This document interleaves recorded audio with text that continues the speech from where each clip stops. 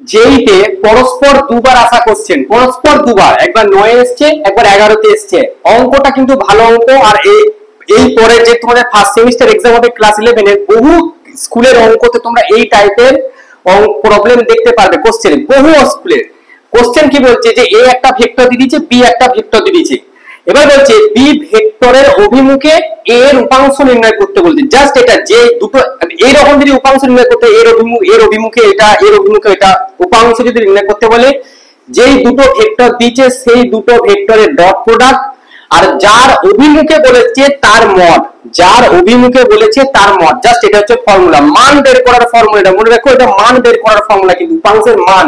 ঠিক আছে, কি বলেছে, এ একটা ভেক্টর বি একটা ভেক্টর, বি ভেক্টরের অভিমুখে, তাহলে বি ভেক্টরের অভিমুখে বলেছে সেজন্য আমরা বি ভেক্টরটাকে নিচে নিয়ে নিয়েছি, মড ওর মান, এ ভেক্টরের উপাংশের মান এ ডট বি। মানে এ ডট বি তুমি করো, আগে বি এর মান বের করো। বি এর মান কত, 1 স্কয়ার প্লাস 1 স্কয়ার, আই এর সহগ 1, জে এর সহগ 1, 1 স্কয়ার প্লাস 1 স্কয়ার। এবার এ ডট বি বের করো, তাহলে 2 আর 1 2 প্লাস 3 আর 1 3, তাহলে উত্তর আসছে 5/√2। এটা অ্যানসার।